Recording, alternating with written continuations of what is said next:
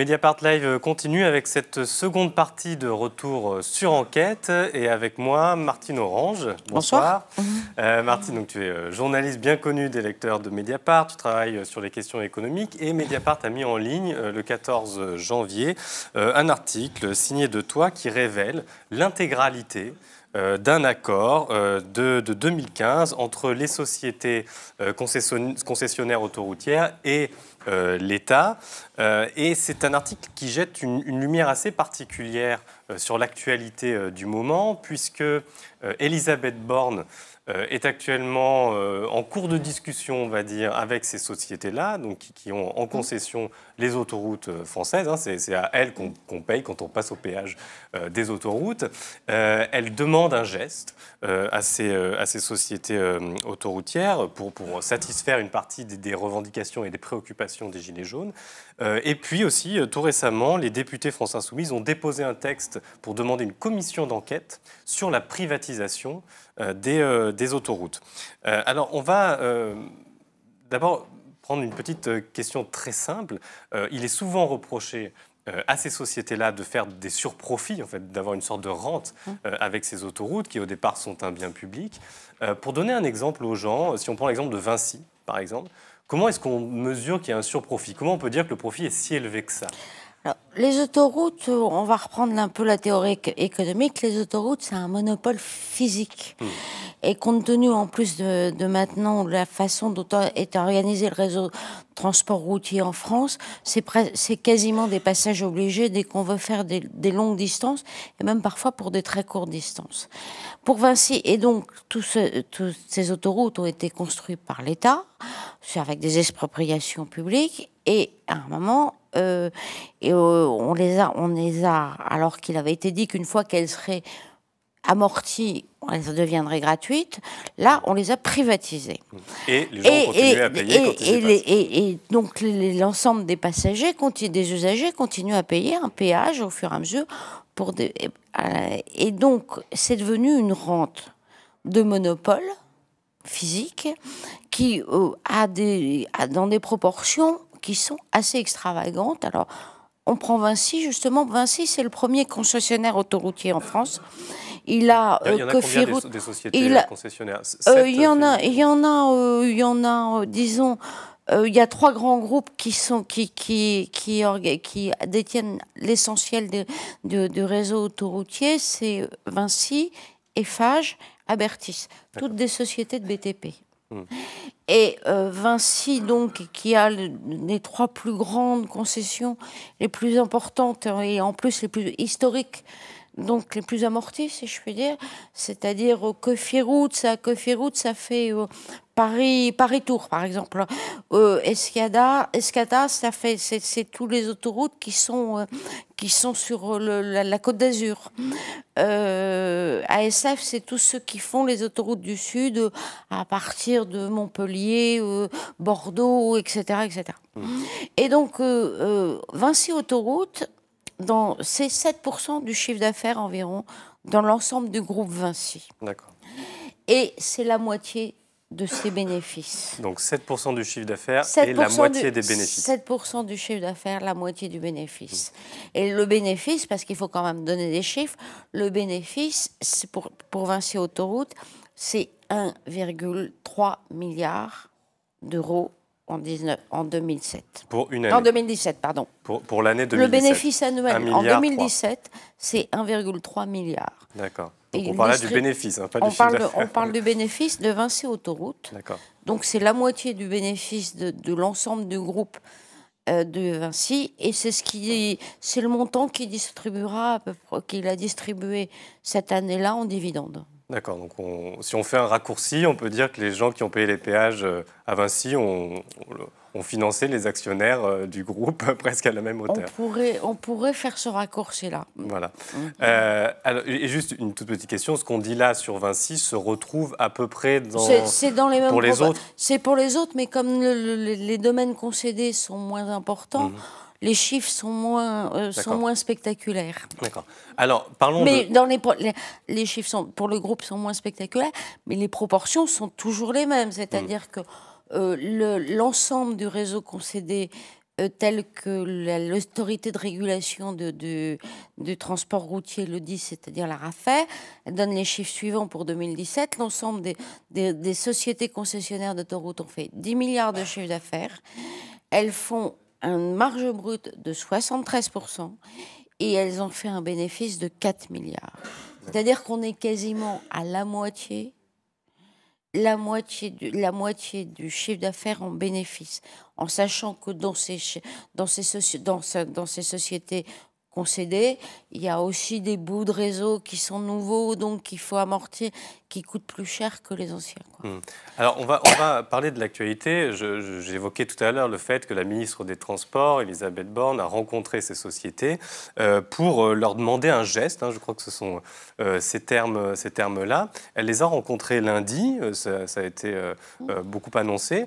Qu'est-ce qu'on sait de cette réunion de lundi ? Rien, parce que peut-être qu'il y avait un petit embarras, parce que pourquoi la ministre des Transports s'agite beaucoup ? C'est qu'on a bien compris que depuis le début de la crise des Gilets jaunes, toute la question qui tourne autour de la fiscalité de la voiture, la fiscalité des transports routiers, l'essence, les 80 km/h, tout ça a été quand même au départ des Gilets jaunes. Et donc annoncer des nouvelles augmentations d'autoroutes qui... Parce que là, les augmentations de péage, ça doit être annoncé le 1er février. C'est le 1er février de façon statutaire, si je peux dire. Et donc, annoncer de nouvelles augmentations d'autoroutes dans ce contexte-là, c'est compliqué. Et en sachant que c'est devenu même hautement explosif, parce que la privatisation des autoroutes, c'est une privatisation qui ne passe pas, qui passe de moins en moins. C'est-à-dire qu'en 2006, quand ça a été privatisé, les gens n'ont pas tout à fait réagi. Et puis, au fur et à mesure des années qui passent, c'est considéré de plus en plus comme intolérable, et c'est vraiment la privatisation qui passe pas en France. Alors, et donc, elle a essayé d'avoir un geste des sociétés autoroutières pour dire oui, mais d'accord, on va augmenter les tarifs, mais vous pouvez peut-être faire d'autres gestes en attendant. Et donc, les gestes, on ne sait pas ce qu'il en est, mais tout ça il y a beaucoup de gesticulation politique dans tout cela. Gesticulation, impuissance aussi, rien que le fait de demander un geste, comme si l'État allait quémander un geste de la part de ces sociétés. L'État s'est mis dans une position de quémandeur. Mais précisément, c'est cette question que j'allais te poser. Comment se fait-il que l'État semble aussi impuissant face à ces sociétés? D'où ça vient? Alors certes, il y a la privatisation, donc à elle des acteurs privés, ça ne relève plus de la puissance publique. Enfin, il y a un certain nombre de décisions qui ne relèvent plus de la puissance publique. Mais justement, il y avait eu d'autres négociations par le passé, notamment en 2015. C'est ce que ton article documente. Qu'est-ce qui s'est passé pour que l'État soit à ce point-là impuissant? Donc, la privatisation de 2006, c'est aussi en même temps une organisation de concession, puisque c'est du domaine public. Et donc, il y a des cahiers des charges. Et normalement. Et là-dessus, en 2015, qu'est-ce qui arrive en 2014, plus exactement, c'est la grande faillite c'est le grand scandale du contrat Ecomove, et c'est la fin de l'écotaxe. Et à ce moment-là, l'écotaxe, c'était les portiques. L'écotaxe, c'était les portiques qui étaient au-dessus de tout l'ensemble des routes nationales, et qui devaient faire payer en fait les transports, et ça revenait à faire une super TVA sur tous les produits transportés. Donc ça a été abandonné à la suite des contestations. Et à ce moment-là, un certain nombre de la haute administration des transports dit mais attendez, il nous manque 1 milliard, on avait prévu de tirer 1 milliard de ces portiques pour entretenir le réseau routier, il nous manque 1 milliard.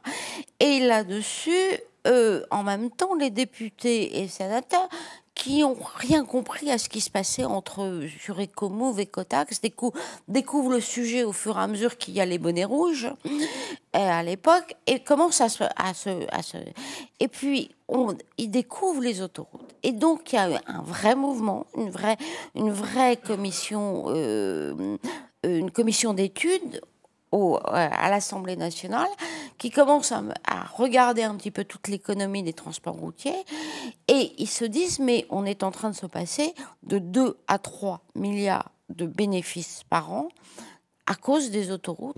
Il faut renationaliser les autoroutes. Oui, donc tu dis, à l'époque, ce sont des députés socialistes qui disent il y a 152 députés socialistes, des anciens ministres, le président de l'Assemblée nationale, qui signent. Donc, et là, alors là, il y a une grande panique au niveau de l'État en disant il faut absolument qu'on freine ce mouvement, et parce que en plus ce mouvement il a l'accord d'une grande partie de l'opinion publique. Donc pour essayer de ménager la chèvre le chou, Ségolène Royal dit bon, on va réfléchir, mais pour le moment, on va geler les tarifs d'augmentation prévus en 2015. Et c'est à ce moment-là que cette mesure, qui semble être une mesure politique pour à l'écoute des gens, va servir en fait de levier pour renégocier toutes les concessions, pour ne plus pouvoir remettre en cause la privatisation des autoroutes, et même on va faire en sorte qu'on va prolonger les concessions d'autoroutes, mais avec des cadeaux énormes, parce que... Je t'arrête un instant. Tu dis que c'est la clé, cette décision finalement de Ségolène Royal, qui prend un peu tout le monde un peu à froid, en disant on va geler les tarifs, et ce que font les sociétés qui ont les concessions, elles disent mais ça va pas, et donc elles menacent de faire des recours contre... Qu'elles sont sûres de gagner. Ils sont sûrs de gagner, donc c'est ça qui leur sert de moyen de pression puisqu'il y a un cahier, il y a un contrat, donc elles sont sûres de gagner, et en appuyant sur ce levier, avec l'appui d'une grande partie de l'administration des transports, on renégocie les choses, et à ce moment-là, les parlementaires se voient privés de tout, comprennent on est en train de les balader, si je puis dire.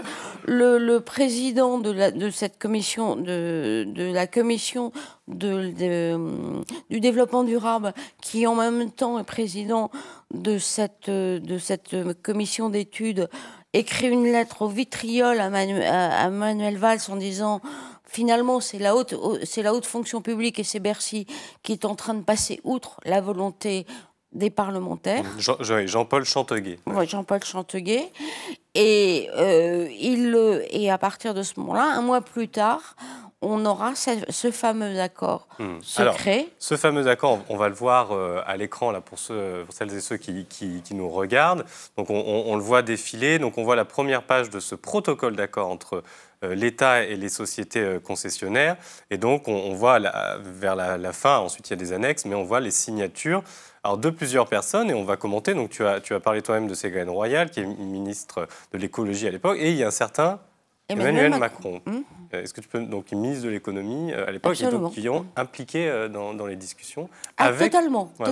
C'est bien plus que le ministre, puisque Ségolène Royal est au ministère de l'écologie et à le ministère des Transports sous sa tutelle, mais en fait,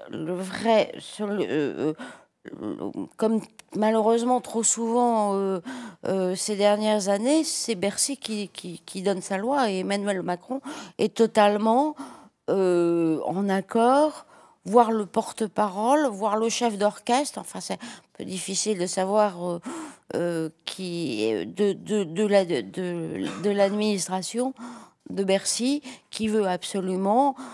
parce que de toute façon, pour Bercy, il est inimaginable de remettre en cause une privatisation, etc.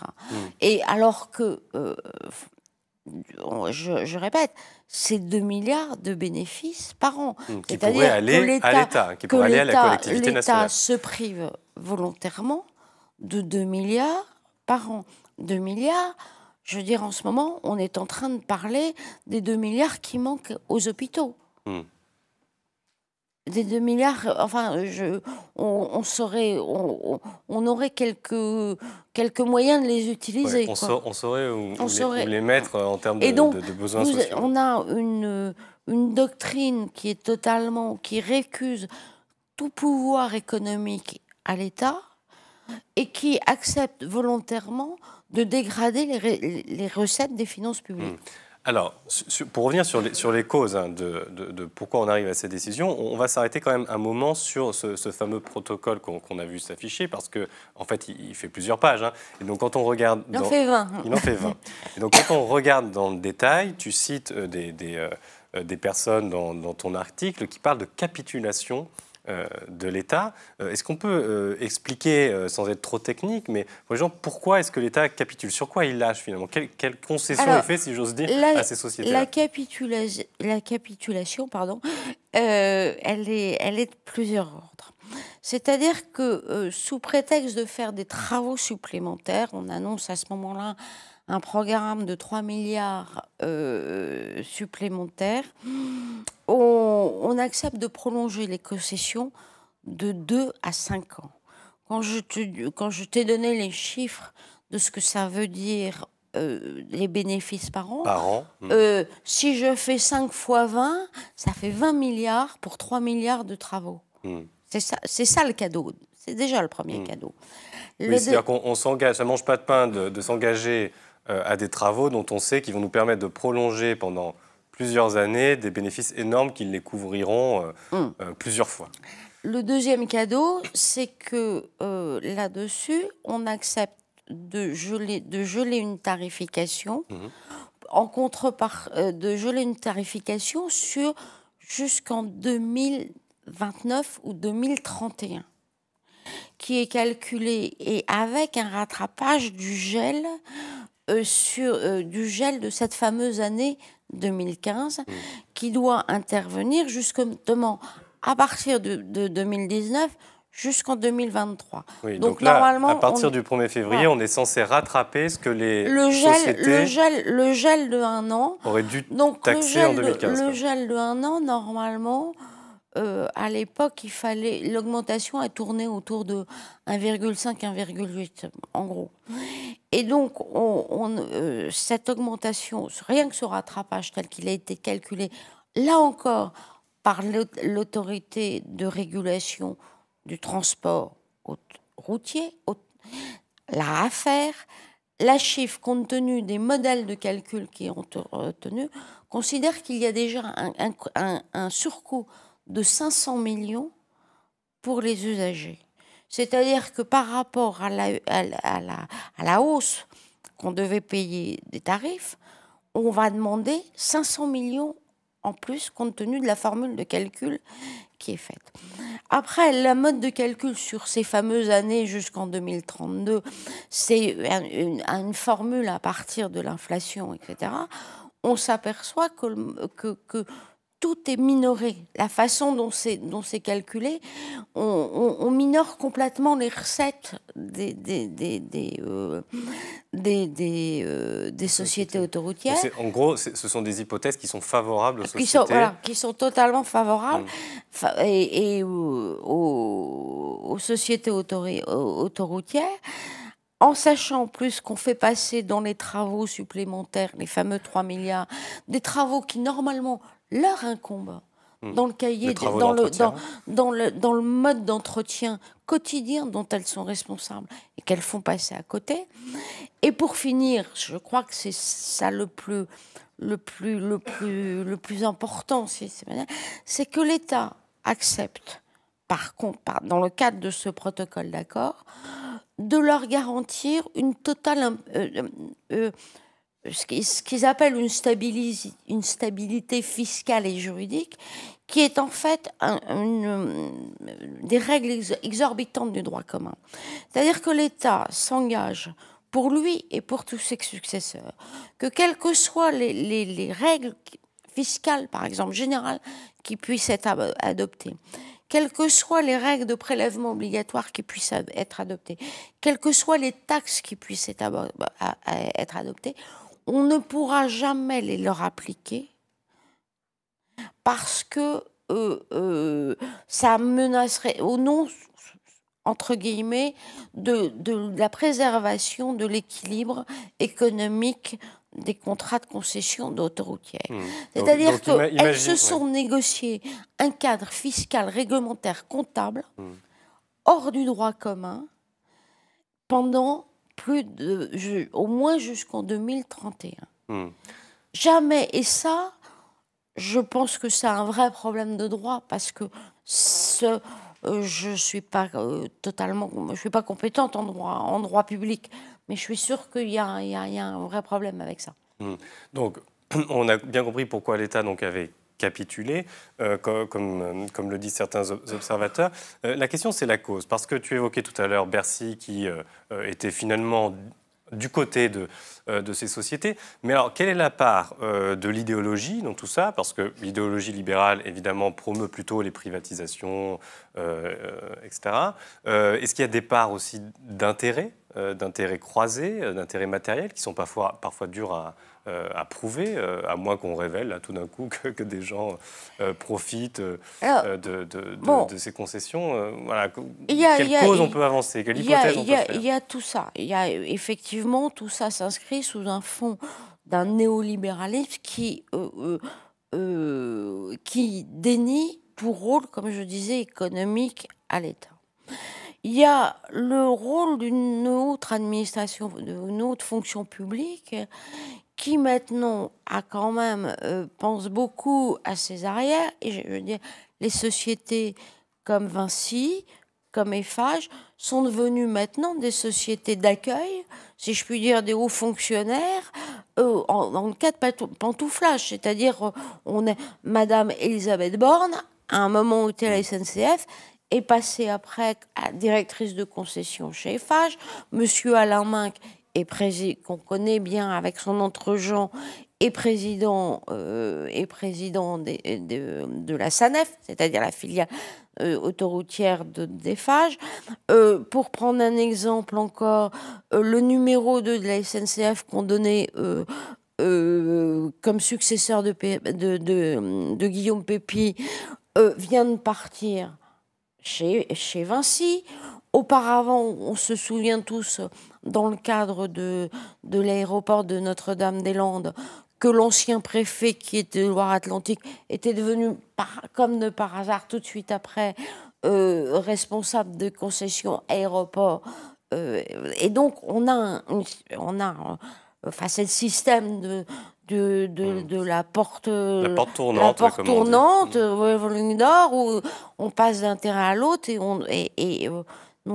après. J'insiste sur ce point-là, ça veut dire qu'au fond, les hauts fonctionnaires qui sont censés défendre l'intérêt général et la collectivité nationale, qui sont impliqués dans ces discussions, en tout cas dans les ministères qui donnent ces discussions, finalement, à la fois pour des raisons de carrière, de proximité aussi sociologique avec tout ce monde-là, ce milieu d'affaires, finalement, sont poussés, sont incités à être très, très laxistes, quoi. Oui, il faut comprendre aussi que bien souvent, par exemple, sur la direction de l'équipement, ils sortent des mêmes écoles. Ils ont fait X-Pont ensemble, l'un dans le privé, l'autre dans le public. Et ça tourne, et de toute façon, on assiste bien, mais ça, c'est vrai particulièrement dans les directions de transport, de l'équipement, etc., comme à Bercy. C'est-à-dire qu'on a une capture de l'intérêt des décisions de l'État par des intérêts privés, mais c'est pas de la sphère publique par les intérêts privés. C'est pas nouveau, mais ça prend des proportions assez grotesques. Après, reste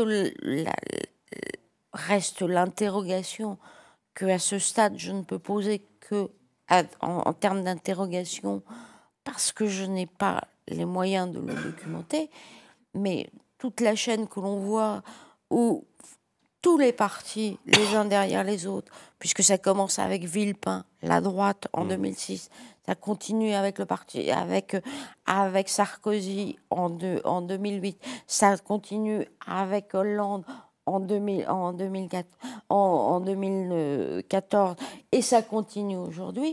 Tous les partis ont une extrême bienveillance vis-à-vis des sociétés de concession autoroutière.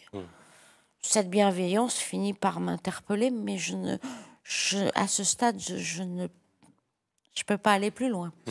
Mais alors, là où tu vas plus loin, c'est que alors sans l'affirmer complètement, tu dis on peut soupçonner une forme de conflit d'intérêts de la part de la ministre des Transports, Elisabeth Borne, celle qui est censée mener les discussions. Est-ce que tu peux expliquer pourquoi? Tu as indiqué tout à l'heure qu'elle est déjà passée dans la société Eiffage, qui est concessionnaire des autoroutes.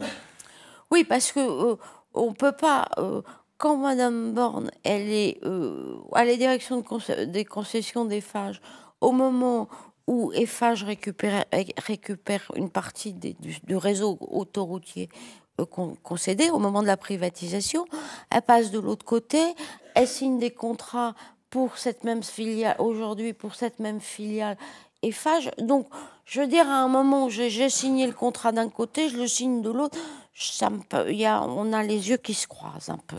Et donc, voilà. En plus, bon, l'autre chose sur laquelle il faut insister, c'est que ce contrat, s'il ne posait pas de problème comme ça... On parle du contrat de 2015. Le protocole d'accord de 2015. S'il ne posait pas de problème, le Bercy aurait dû se plier au jugement du tribunal administratif qui l'obligeait à le rendre public, à le communiquer.